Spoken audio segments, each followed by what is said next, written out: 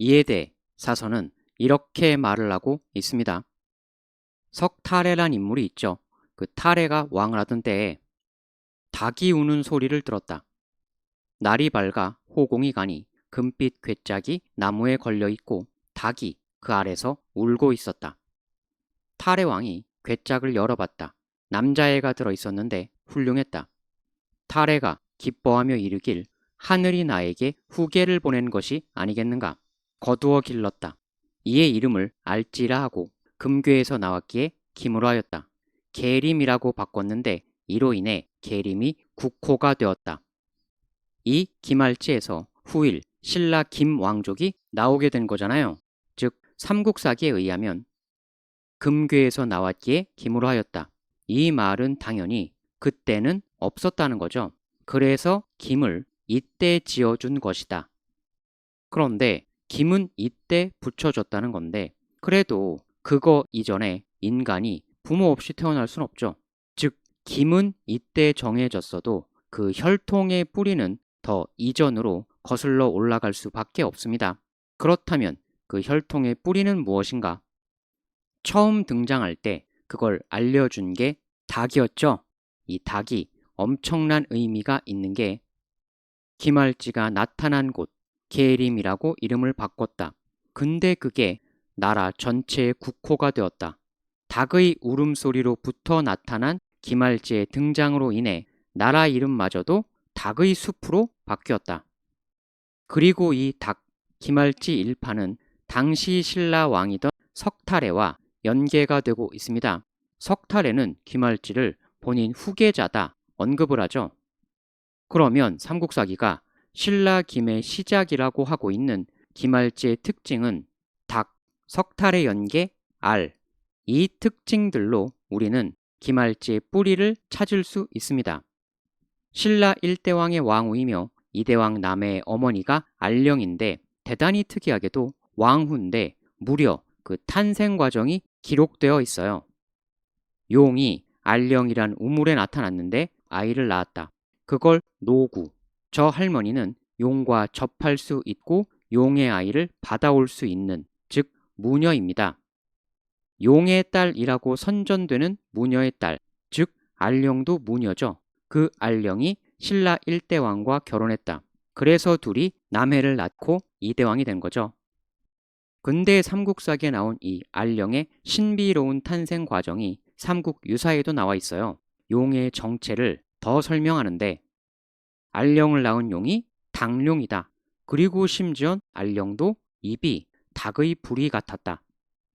그러면 이 왕후 알령이란 사람은 닭, 알 두 개의 특징이 있는 건데 신라 김의 시작이라고 하는 김할지하고 특징이 두 개가 겹치죠.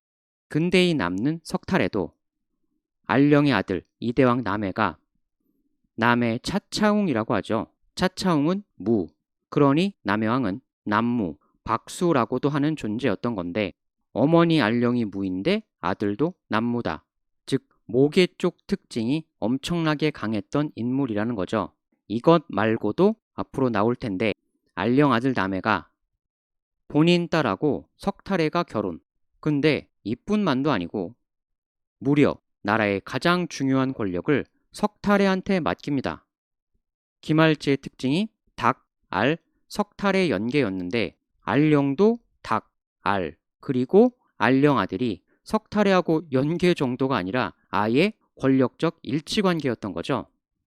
즉 삼국사기가 신라 김의 시작이라고 하는 김할지는 그 뿌리가 1대왕의 왕후 그리고 2대왕의 어머니 알령의 일파였던 겁니다. 많이들 신라에서 김씨가 왕을 하는 게 상당히 나중이라서 권력의 중추가 되는 것도 나중이라고들 생각을 하거든요. 전혀 그렇지 않다는 거죠. 김은 1대왕 때부터 이미 권력의 중추였어요. 왕후 탄생이 그렇게 남았다는 것부터가 엄청난 건데 더 나아가 왕이랑 둘을 묶어서 이렇게 불렀다.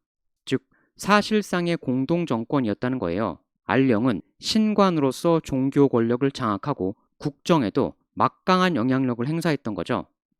그러면 신라 김의 시작 김할지는 1대왕 때부터 공동정권자였던 알령의 일파로부터 나왔다. 확인을 할 수가 있었는데 더 들어가서 그렇다면 이 알령일파의 정체는 뭐냐? 알령알지의 공통 특징이 닭이었죠. 그리고 알지는 금괴에서 라며 김이 됩니다. 닭하고 금이 얼핏 별 관련 없는 것 같죠. 엄청난 관련 정도가 아니라 아예 의미하는 바가 같아요. 왜냐면 오늘날에는 이것만 생각나죠. 근데 그런 고정관념으로 판단하면 안 되고 왜 국가 최강 권력 2인 중 하나였던 알령이 하필 닭룡에게서 태어났을까? 그리고 왜 김알지의 등장을 닭이 울면서 알려줬을까? 원래 닭이 울면 뭐가 나타나요? 아침, 즉 태양이 나타나죠. 닭은 태양, 태양의 사자가 닭입니다. 그리고 금괴에서 나와 김이 되었잖아요. 금이 상징하는 게 뭐예요? 당연히 태양이죠. 김알지는 태양이니 그 등장을 닭이 울면서 알려주는 거고 태양의 상징물 금에서 나와 김이 되었다. 신라 최강 권력 2인 그런 대단한 알령이 왜 닭룡한테서 탄생했냐? 닭룡은 태양용, 위대한 태양의 사자인 겁니다. 닭, 태양, 아침.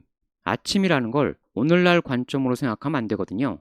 현대는 휘황찬란한 전기 조명도 있고 그런데 현대인도 밤은 두렵죠. 예전엔 어땠겠어요?